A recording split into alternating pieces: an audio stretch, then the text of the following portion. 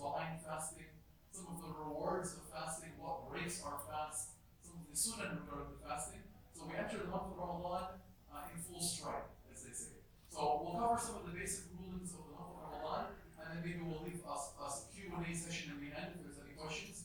The second talk, which will be after Maghrib and dinner, will be a more motivational-based talk on the opportunity that we have in the month of Ramadan, inshallah. We begin with fasting itself. What does the word fasting mean? When we say as-siyam, in the Arabic language, what does that word mean? As-siyam. Siyam. What does that mean? In the Arabic language, not the Islamic definition. But what does it mean in the Arabic language, linguistically? Deprivation. Okay, so al-imsak, al-imtina', to refrain, to abstain from something. So anytime anybody abstains or refrains from anything, they're called fasting in the Arabic language. And that's why Maryam alayhi salam, she said, فَقُولِي, Allah Azza wa Jalla told her, فَقُولِي إِنِّي نَذَرْتُ لِلرَّحْمَنِ صَوْمًا فَلَنْ أُكَلِّمَ الْيَوْمَ إِنْسِيًّا. Say to them, I vowed for Ar-Rahman, for the sake of Allah, Sawm. So I won't speak to anyone. So she was ordered to tell the people that she won't be speaking, and that was called fasting. So anytime we refrain from doing anything, it's called fasting in the Arabic language. But now Islamically, what is the definition of fasting Islamically?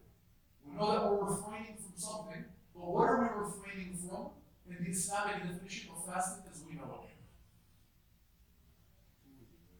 Okay, so the complete definition is that we're refraining from food and drinks and fulfilling our sexual relations for the sake of worship, for the sake of the intention of worshiping Allah Azza wa Jalla. So we're refraining from something specific, which are the food, the drinks, the sexual relations, and anything else that might nullify the fasting. We'll talk about them in a little bit more detail. And we're refraining for a specific amount of time.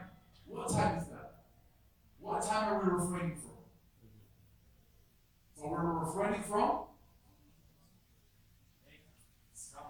So I heard from sunrise to sunset. Is that right though? If someone is eating until sunrise, we have a problem. So what time are we refraining from? Okay, so from what they call from dawn, from dusk to dawn. So from pre-fajr, from what they call al-fajr as-sadiq, the true fajr. What is the true fajr? How do we recognize the true fajr? What are we looking for? Okay, we're looking for al-khayt. Allah Azza wa Jalla says, فَكُلُوا وَاشْرَبُوا حَتَّى يَتَبَيَّنَ لَكُمُ الْخَيْطُ الْأَبْيَضُ مِنَ الْخَيْطِ الْأَسْوَدِ مِنَ الْفَجْرِ. Eat and drink until the white string becomes apparent from the black string of al-fajr. So we're looking for a distinction between the black and the white. Now that will happen what they call al-fajr al-kadhib, the false fajr. It will happen about half an hour before the real fajr. It will be vertical. It will be vertical. You'll see a light appearing vertically in the horizon. That's the false fajr. Now when that light goes horizontal and you look out into the horizon and you see a white line on the edge of the horizon, and there's a distinction between black and a small white strip of light, that's the time of fajr. We're allowed to eat and drink until that point. And then we hold our fast all the way until sunset. So this is the timing. Now, who is, in the definition we say, min shakhsin mu'ayyan. Fasting is from a specific individual. Who's that individual? Who is the individual that's wajib on him to fast the month of Ramadan? Muslims. Okay, the Muslim. What else? A Muslim, al-baligh, the Muslim, the adult Muslim, who's sane, aqil, okay, who's sane, who's not traveling, and regarding the sisters, the woman, who's not in the monthly cycle and not in the postpartum bleeding. These are the people that is wajib on them to fast. Somebody who's an adult, Muslim, sane, not traveling, local, and in the situation of the sisters, not in the monthly cycle and not in the postpartum bleeding period after pregnancy. If we qualify or we meet these conditions, it becomes wajib on us to fast the month of Ramadan. And we'll talk a little bit more about them. Now, about some of the virtues of fasting of the month of Ramadan. Let me hear them from you. What are the virtues of fasting the month of Ramadan? What do we hope to attain? What's the reward that we're looking for? Why struggle so hard? Other than the fact that Allah Azza wa Jalla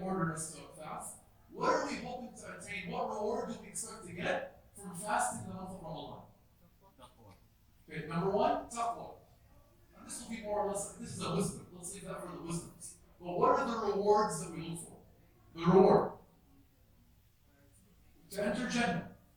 Okay, so we know the Prophet Muhammad said, whoever fasts Ramadan with imanan wa ihtisaban, and seeking the reward with Allah, he'll have all of his sins forgiven. So that's number one, having all the sins forgiven. Jannah, we heard Jannah as well. The Prophet Muhammad said that in Ramadan, in every night of Ramadan, Allah Azza wa Jalla will save people from the fire. And that happens in every night of Ramadan. So our chance to be saved from the fire. Every night of Ramadan, Allah Azza wa Jalla is removing people from the fire.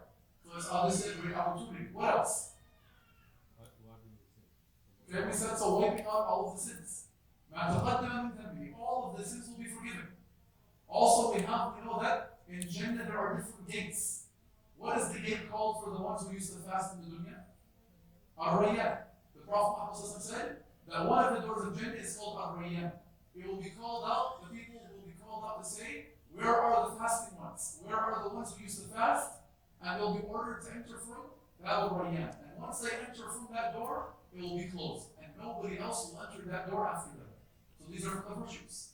Also, the Prophet Muhammad said in the authentic hadith, كل عمل ابن آدم له إلا الصوم فإنه لي وأنا أجزي به. All of the deeds of the son of Adam are for him. All of the deeds that we do, Allah Azza wa Jalla is saying this. Allah is saying all of the deeds that we do are for you. Except for fasting, it's for me. And I reward for it. What does that mean?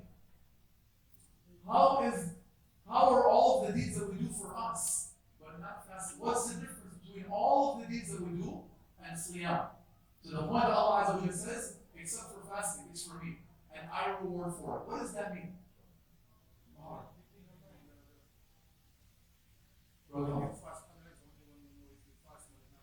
Okay, number one, that Allah Azza wa Jalla, the scholars say that fasting is a deed that we do, it's an act of worship that we do, that riyah doesn't enter. Showing off doesn't enter. Does anybody know? Will anyone open up your stomach to see if there's food inside or not? No.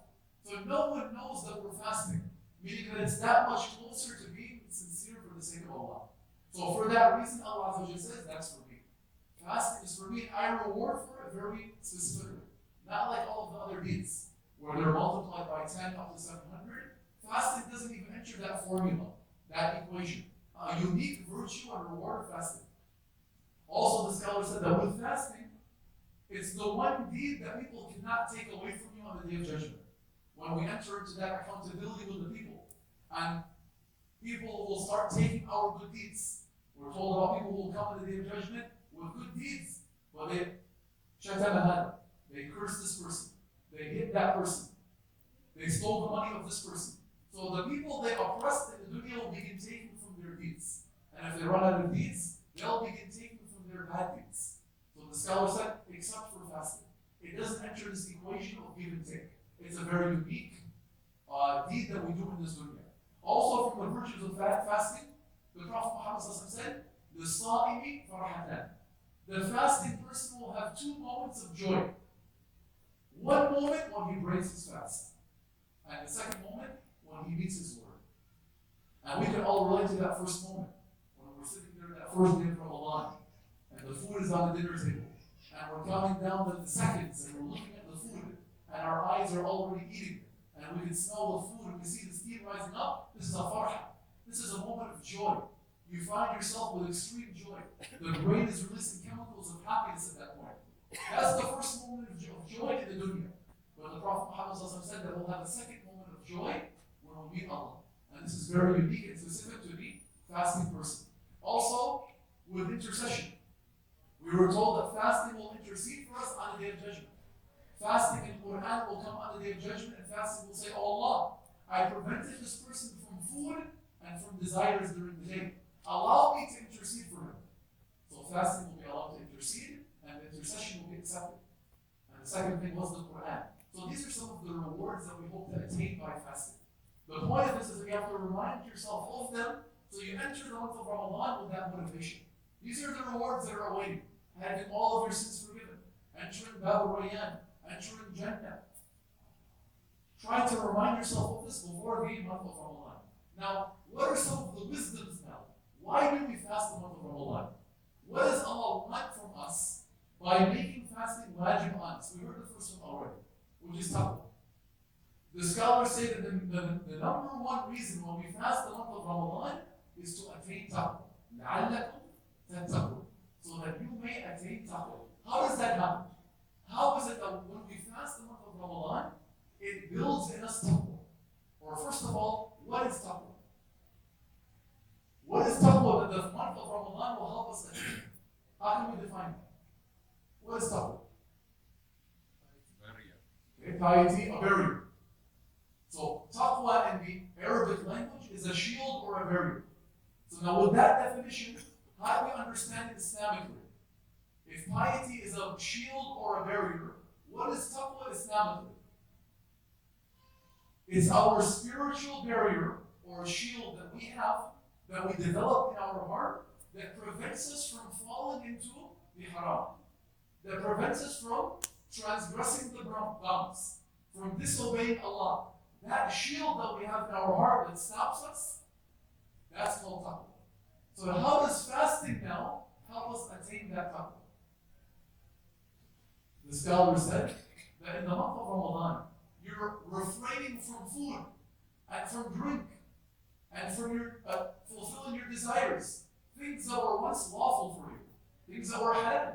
It's halal for you to eat food and halal for you to drink water, but you're training yourself to stop yourself from doing that for the sake of Allah. So if you're able to do that for one whole month, to leave the food and leave the drink, and every time you pass the water fountain, you say, I'm not going to drink right now, I'm fasting. And every time you feel the pangs of hunger, I'm not going to eat right now, I'm fasting. And you're able to train yourself to do that for one whole month after the month of Ramadan. It should be that much easier for us to say, I'm not going to do the haram. I'm not going to look at the haram. I'm not going to say the haram, because that taqwa is there, that spiritual barrier is there.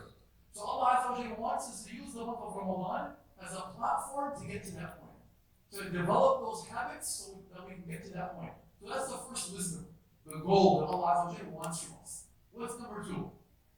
What else does Allah want from us to attain in the month of Ramadan? Well, that'll be a virtue. Well, what is that? Okay, you could say patience, sabr, to train ourselves how to have patience. Patience from everything in general. One of the best ways to control our desires as a whole, whatever we have a desire to do, is through fasting. When the Prophet Muhammad gave advice to the youth, he told them, "Oh youth, whoever of you can get married, let him do so. And to those of you who can't get married, what was the advice? Fast. For verily it will help you lower your gaze and guard your chastity." So fasting in general develops that patience and controls our desires in the dunya. What else? The third wisdom is that so we can become thankful for everything that we have. And Allah mentions this in the Quran. وَلِتُكْمِلُوا الْعِدَّةَ وَلِتُكَبِّرُوا اللَّهَ عَلَى مَا هَدَاكُمْ وَلَعَلَّكُمْ تَشْكُرُونَ. So Allah says, so that you can complete the number of days in the month of Ramadan, and that you can praise Allah for having guided you, and so maybe you'll become thankful. Maybe, just maybe, after fasting the month of Ramadan for a whole month, maybe you'll become a little bit thankful. When you hold back from the food and from the drink for 8, 10, 12, in our day time now, 16 hours a day, and you're not eating and you're not drinking, maybe you become thankful. Maybe you realize the blessings that you have when they're taken away from you. When you no longer have the food, no longer have the drink during the day, you begin to humble yourself a little bit. You begin to thank Allah and not take it for granted. We no longer go and stand in front of the refrigerator and say, there's nothing in here. No food to eat, and the refrigerator is full. When you sit on that dinner table and you see all the food, you remind yourself of the people around the world in Syria who eat rubble, dirt off of the ground, leaves off of the trees, animals and rodents in the street because they have no other choice. You know, in Palestine, where they have 98% of the water in Gaza is undrinkable. So when you sit down on that dinner table, one of the main wisdoms that Allah wants from you to attain is to become a little bit thankful. You refrain from it for 16 hours, you feel the pain now, you feel the hunger and the thirst. Stop and think about everybody else around the world who they don't have the option to break their fast. They don't have the 10 or 12 platters of food when it's time to break their fast. So that's one of the main wisdoms that Allah Azza wa Jalla wants us to attain while fasting. Also, the one that we hear all the time, the one that our parents have been telling us since we were children, which is what? To feel for the poor. So no doubt it's correlated, but to feel for the poor people. And finally, we can add now in our day and time, one of the wisdoms in fasting the month of Ramadan is all of the medical benefits. All of the medical benefits in fasting. Now, in our day and time, they're proving how much medical benefits fasting has on the human body. Like what? We have a lot of doctors in here, right? What are some of the benefits, Doctor? Don't hide back there. He's our weight loss. Okay, weight loss. So they've proven now one of the best ways to control the weight is through fasting. What else? What else? Get rid of the toxins in the body. Lower the cholesterol and the heart rate. Even now they have studies in Berkeley where they're linking fasting to defeating cancer in the early stages. Where the fasting, and maybe we need a medical explanation for this, but I'll try my best. There's something with the fasting, and when the person is fasting, being able to reproduce the blood cells in the body, especially the white blood cells, and that being able to reverse the effects of the preliminary cancer in the early phases. And this study is now being done in Berkeley University. So you find many benefits in our day and time of fasting, being able to maintain a healthy lifestyle, a balanced diet, through fasting. Now we went back to the beginning. We said fasting is wajib on every adult. Who is an adult in Islam? Who is an adult? How do we know when someone has become an adult? Puberty. What is that? How do we know when someone has reached puberty in Islam? How do we know when it's time to tell the children now it's wajib to fast? Okay? So number one, the appearance of the pubic hair would be number one. Number two, the wet dream. Having the many in the dream. Whether it be during the day, the emission of the many, the sperm while sleeping or while awake. If none of those two happen, 15 years old, the scholars say. If the child has not reached 1 or 2, and they've reached the age of 15, that's the maximum point now. Where the child will become wajib, he will become mukallaf. Wajib on him to fulfill all of the obligations. And for the sisters, of course, the monthly cycle, the monthly menstruation, this is the signs, and this is important to know. Because in our day and time, it's become frowned upon in some cultures to not discuss these issues. So sometimes you have some of the sisters who have been adults for 3, 4, 5 years. And because it's frowned upon to discuss this, they're not fasting maybe correctly. They're not being, the salah is not as vigilant with the prayers to make sure the prayers are being prayed as we should be. So to make sure that we understand these things and that we're open about them. Does that mean that if a child is below that age, they shouldn't fast? No, absolutely not. The Sahaba would train the children from a young age to try to start fasting. And when they would complain and cry from hunger, they would give them toys to play with and chew on to distract them. So trying to train the children from a young age to get in the habit of worshiping Allah, of praying, of fasting, of doing all of the acts of worship.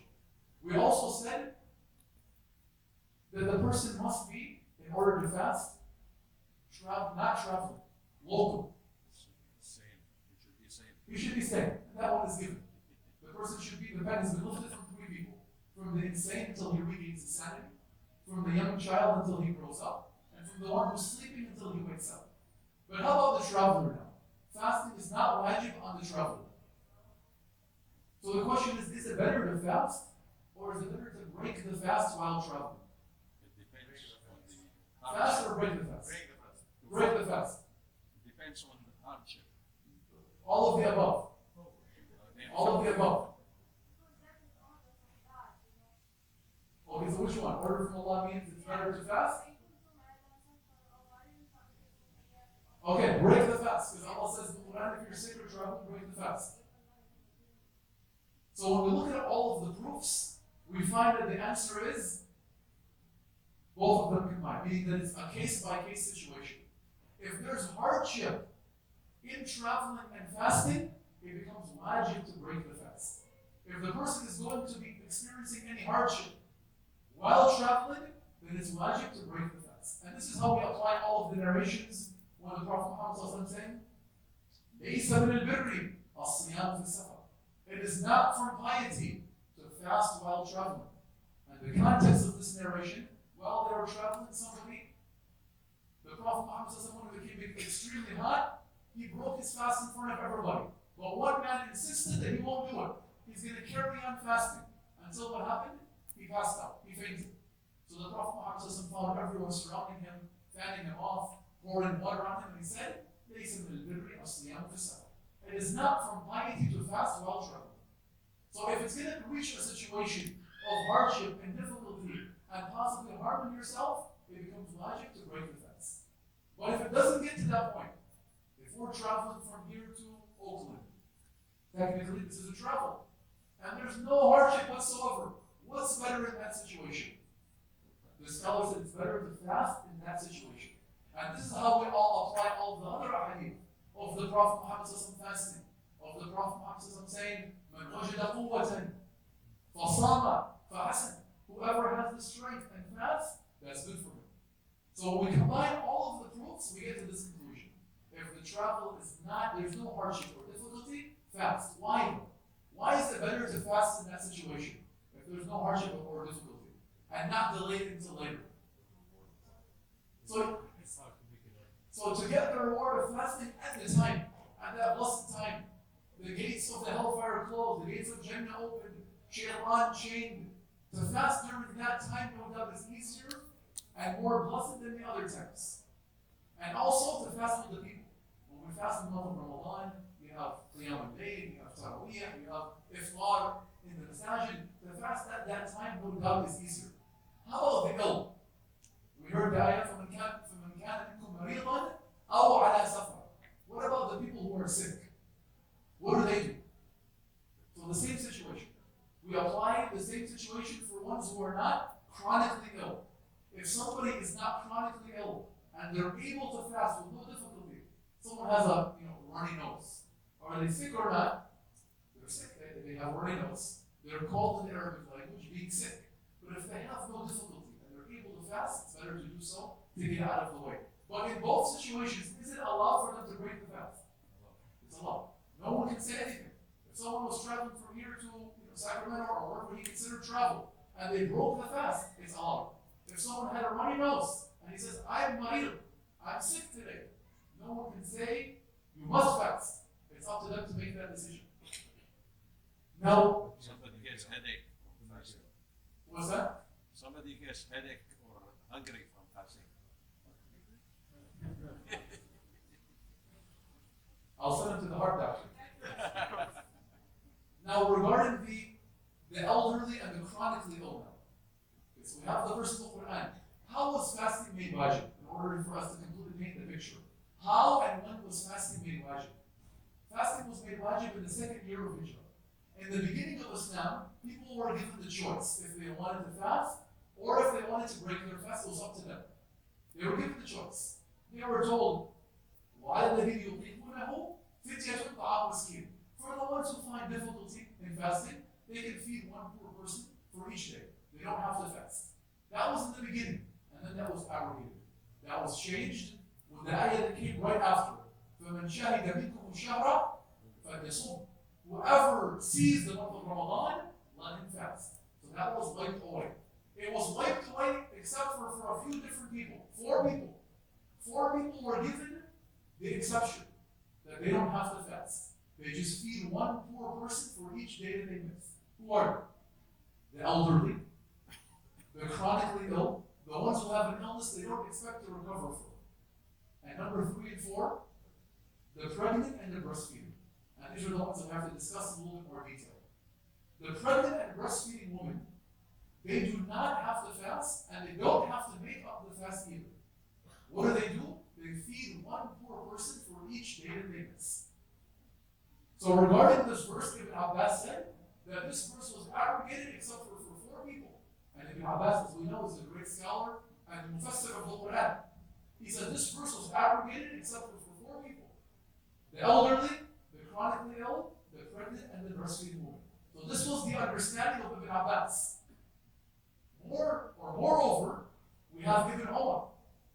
When Ibn Umar, when his daughter came to him complaining, she was trying to fast, but was finding difficulty, he told her, break your fast and feed one poor person for each day. That's number two.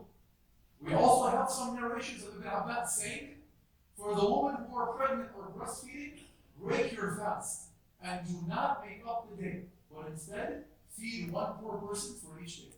So now we have here the statements of Ibn Umar, of Ibn Abbas. Scholars of the Sahaba who are saying that this verse did not apply to those four categories of people. So now why is it that the common understanding is that the pregnant or breastfeeding woman must make up the day? This is the common understanding. Why is it? No.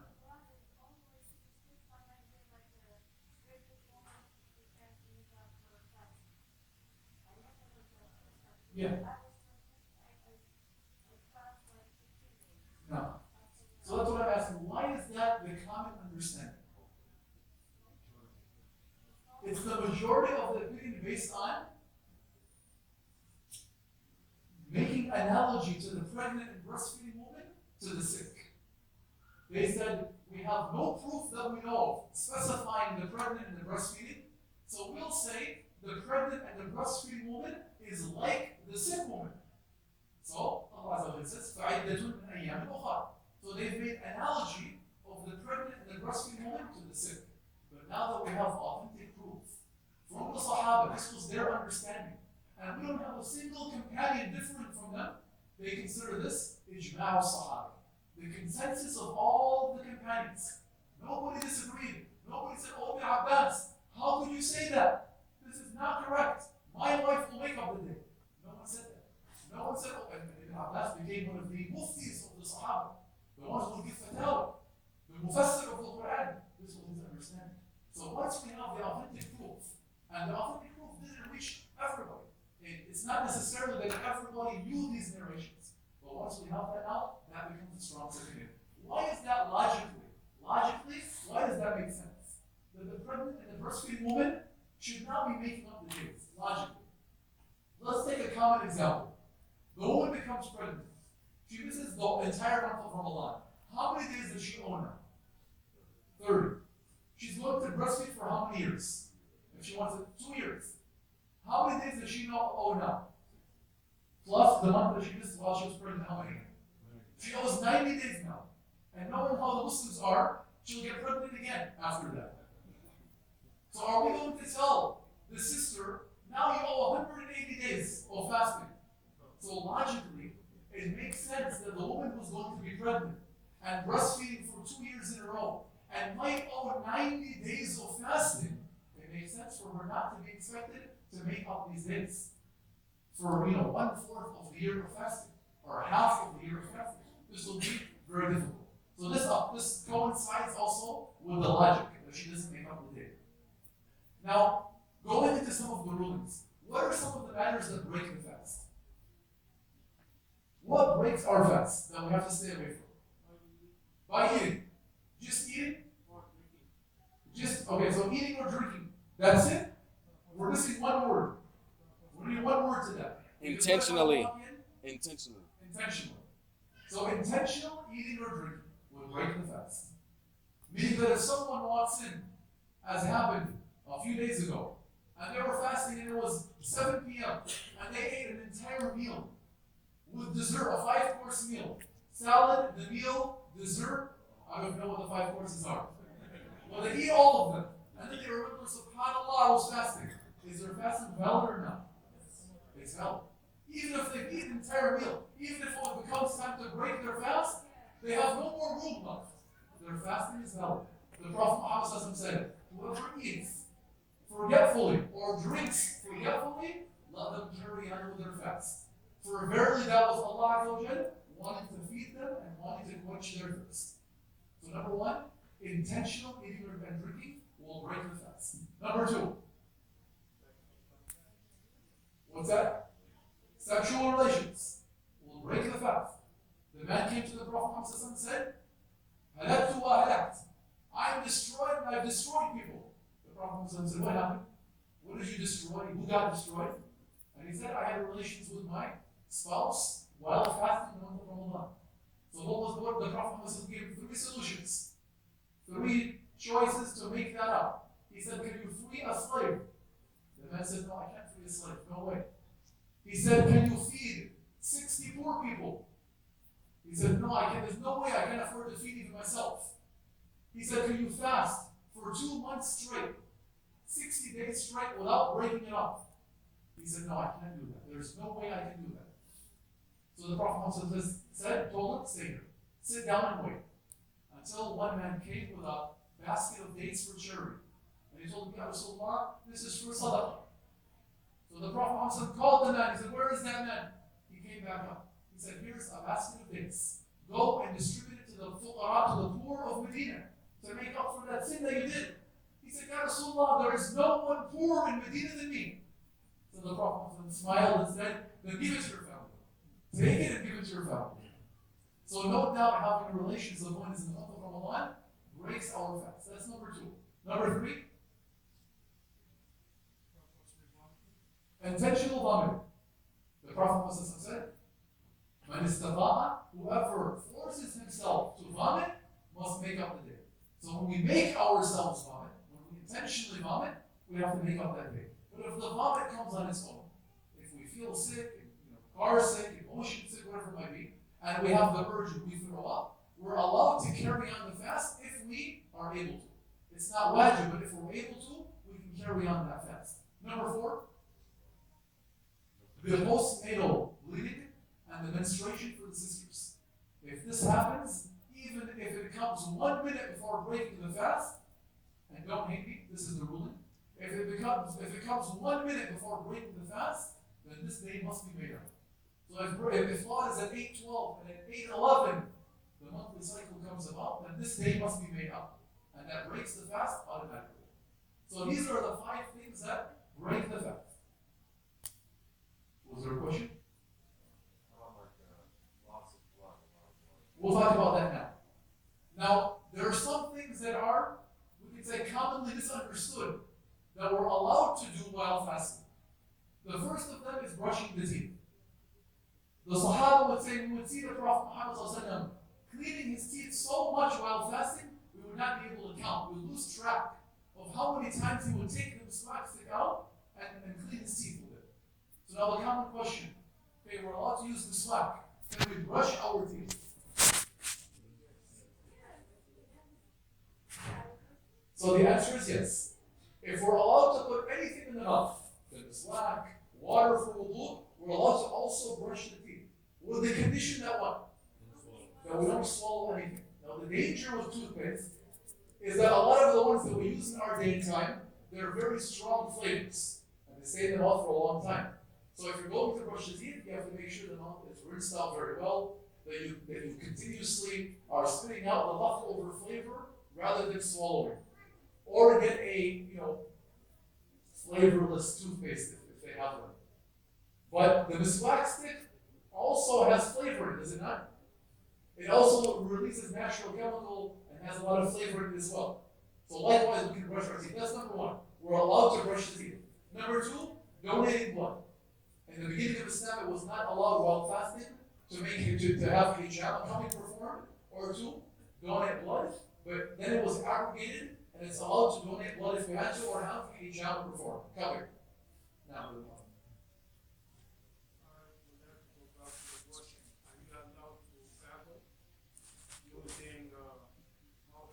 so the mouth, the general rule, the mouth is fair game. Anything that goes in the mouth and doesn't go down into the throat, you're fine. Whether it be water for wudu, or you're gargling your mouth, or toothpaste, or mouthwash, or even if you're tasting food.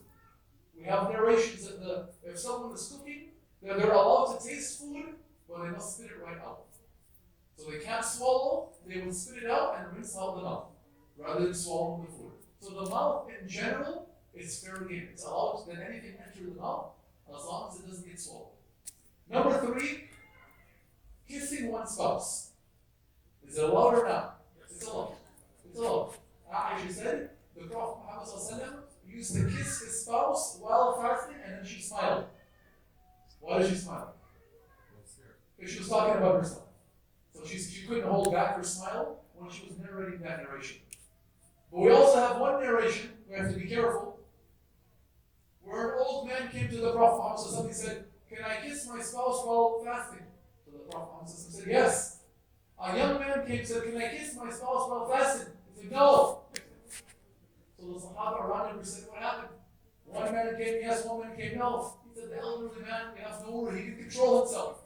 As for the young man, he can't control himself." So the condition is that we're able to control ourselves. If we can control ourselves, and we have that certainty that we can control ourselves, then inshallah, it's fine to do so. Number 4, taking non-nutritional injections. What does that mean? So a nutritional injection is not allowed. We break the fast.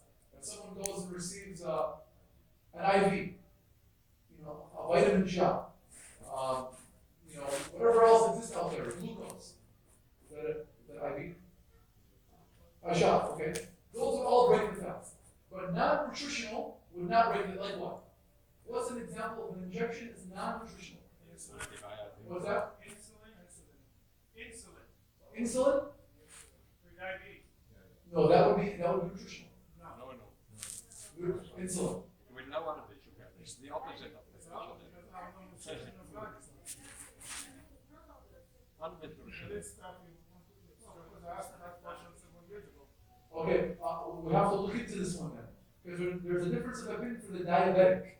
Can he take a shot during the day or not? And if he can't refrain from shots during the day, a lot of the scholars say it's not wajib on that person to fast whatsoever. If he needs insulin during the day and can't hold back from it. So do you know of anything otherwise?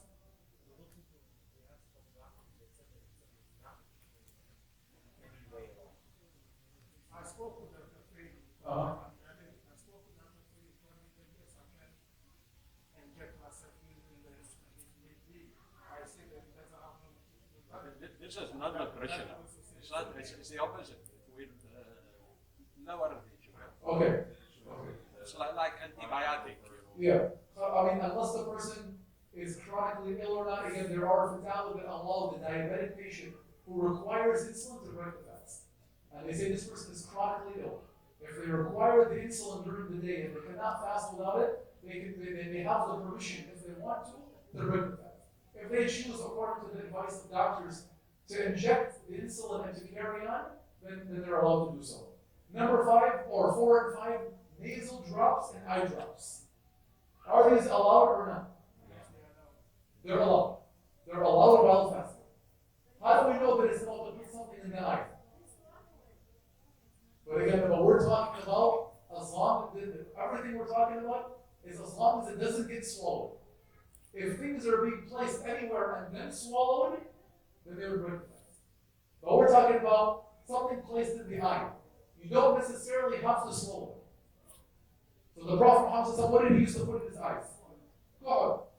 Does kuhul also enter the eye and you taste the flavor of it? Kuhul. Has anyone wore kuhul here? No? Okay.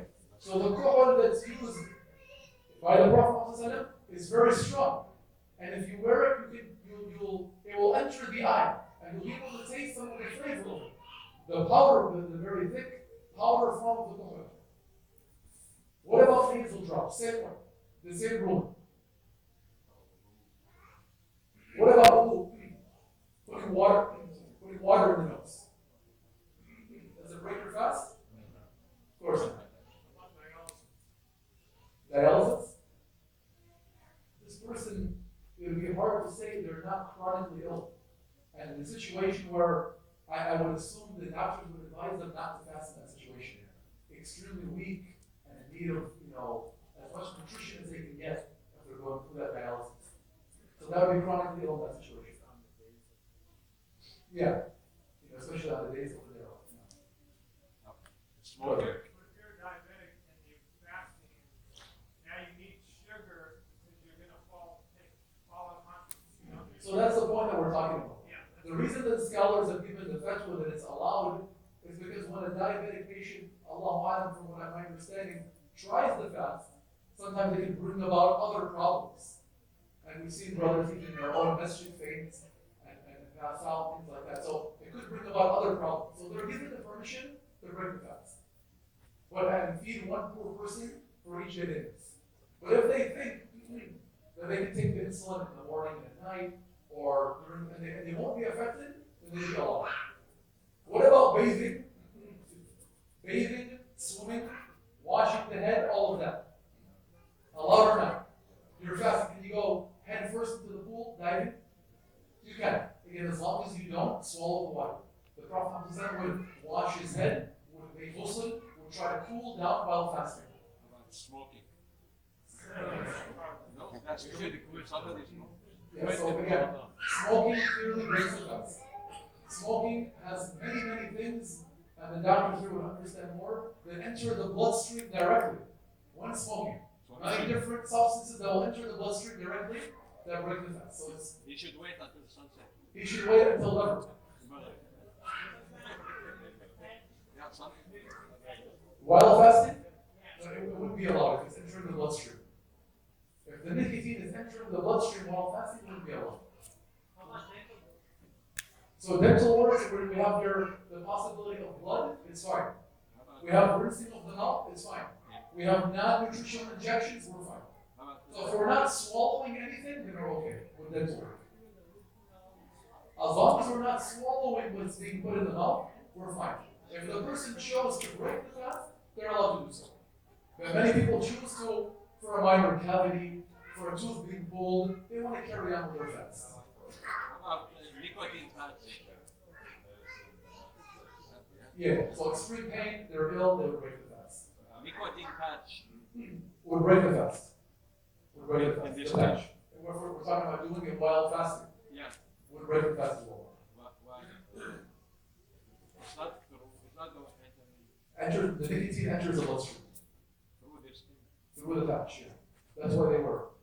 To give the body nicotine to allow themselves to fight off the craving of nicotine. I think you would know more than that now.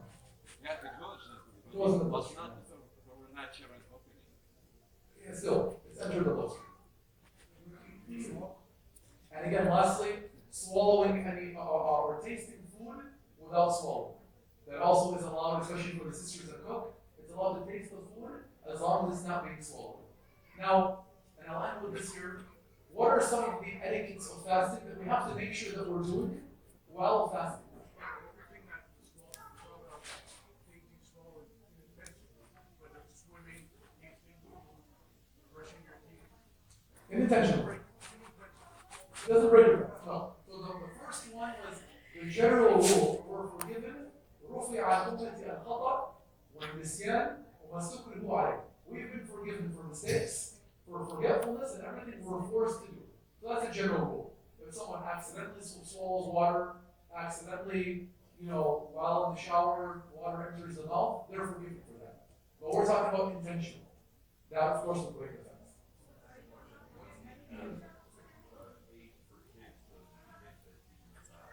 What's the age for the kids? So if we apply it with the salah, the Prophet ﷺ said, order the kids to pray at 7 and discipline them at 10. So after that 3 years of the tarbiyah, the reminders, the leading by the example, after 3 years of that, you would begin to discipline them for not performing the wajib. So that would be the similar age. Start with them at 7. The Sahaba would start even younger than that. So they would get dolls to chew on when they'd be crying. So some of the scholars said they were even younger than that. Still at the age of playing with them. Now. So let's ask the doctors, is an allergy shot nutritional at all? No. So then it would break the fast. So nutritional shots are like some examples. Someone goes to the hospital, they get an IV. Sugar. Someone is getting a vitamin injection. Someone is getting a glucose injection. So anything that has nutrition, that gives nutritional value to the body, will break the fast. That's a general rule. Now, what are some of the etiquettes that we have to do that we should make sure that we do while fasting? Number one, the suhoor. Some of the etiquettes that we have to make sure that we're doing, eating the suhoor. What is the suhoor? What is that? It's a pre-dawn meal. It's a small meal right before Fajr. Why do we eat that? What's the reason? To get the reward. Okay? The Prophet said, in the suhoor, it's a blessed meal. So don't leave it. Allah Azza wa Jalla will put blessings in that meal for you.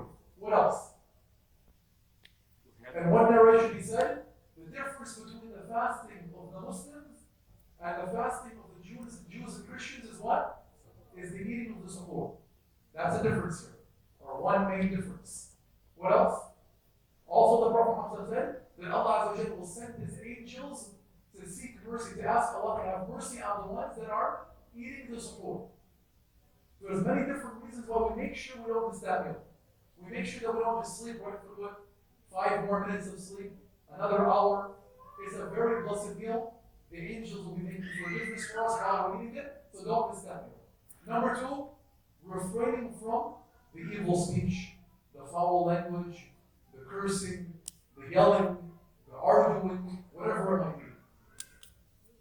The Prophet Muhammad said, Allah has no need for you to give up food and drink if you can't give up this lewd speech, evil talk, backbiting, whatever it might be. If you can't give that up, Allah has no need for you to give up food and hunger. And in one narration he said, it might be that a fasting person benefits nothing from his fasting except for hunger and thirst. And it might be that someone who's praying at night will benefit nothing from his prayer except for summer, staying awake from the light for nothing. So we want to make sure that we're not just refraining from food and drink, and then the tongue is, backbiting, gossiping, lying, yelling, arguing, looking at haram, listening to haram. Allah Azza wa Jalla doesn't have the need. We're doing it for ourselves. We're doing it to train ourselves to attain taqwa. So you can't do that and nullify taqwa on the other hand. Also, number 3, generosity. Being very generous in the month of Ramadan. The Sahaba would say that the Prophet Muhammad was the most generous of people. But in the month of Ramadan, he would be more generous than a fast-blowing wind. What does that mean? More generous than a fast-blowing wind. His generosity would reach everyone. Anybody that would come in his path, the generosity would reach them. So trying to make sure we're extra generous in the month of Ramadan, especially with feeding other people. What's the reward for feeding somebody in the month of Ramadan? You get the same reward as that individual without their reward being decreased by anything. So imagine if you feed an entire congregation, a whole community, an entire group of people in a village, whatever it might be. You get the reward of every one of those people, everything they did that day. The prayer, the Quran, the dua, the dhikr. You share their reward, and their reward is not decreased by anything. So that's number 4. Number 5, breaking the fast with dates. Question? Question about feeding. Does that mean breaking the fast only or feeding the meal? Generally, the scholar said Allah is the most merciful. So your intention is to feed, even if the person shows somebody else's date. If your intention was to feed the people and you prepare the food and they happen to drink somebody else's water, you still get the reward. Allah is put an intention. Number 6, making sure that we supplicate during the day. Making sure that we are supplicating throughout the day. Why? The Prophet said that the fasting person has a dua that's always answered. And the dua of the fasting person when he's breaking his fast is guaranteed to be answered. In one narration, 3 people, their dua is always answered. Who? Okay. The fasting person, the oppressed one, and the traveler, or in one narration, the just leader. Their dua is always answered. So to make sure that we are making dua during the day. Not allowing the day to pass by. In some countries now, unfortunately, they're awake all night and they sleep all day. From Fajr until Maghrib, they sleep. They wake up not knowing what day it is, what they're supposed to be doing. So this is not what the intention of fasting was. Just making dua during the day, asking Allah for forgiveness, trying to attain that mercy, to be saved from the fire, making the dhikr, reading the Quran, whatever it might be. Now, is there a question? So, and to make sure that we're praying, Tarawih. What is Tarawih? What does that word mean? Tarawih. What does that word mean? Tarawih. To take a rest. So we're praying Tarawih because we're praying 2 and we're resting. We're praying 2 and we're resting. So it's called Salat al-Tarawih. And not to get into too many of the detailed rulings about it, but the Prophet said, whoever من قام رمضان إيمانا واحتسابا, whoever stands the month of Ramadan with iman, with faith, واحتسابا, and seeking the reward, will have all of his sins forgiven. Whoever does it. To make sure we don't miss a day. And one narration he said, if you stand with the imam until the Imam finishes. You get the reward of praying the entire night in prayer.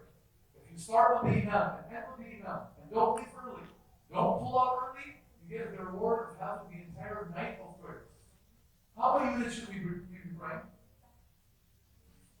The closest to the Sunnah we can say the Prophet ﷺ used to pray 8 and 3. Aisha said it in Ramadan. And outside the month of Ramadan, the Prophet ﷺ never prayed more than 8 and 3, the 11 rakats.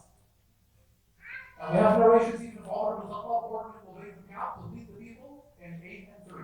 So the scholars said generally, the closest to the Sunnah is to pray 8 and 3. If someone prayed more or someone prayed less, is their prayer accepted? Is their salah valid? The prayer is accepted? No. But if we're trying to match the way the Prophet prayed night prayers, Aisha said, you pray 2 rakats.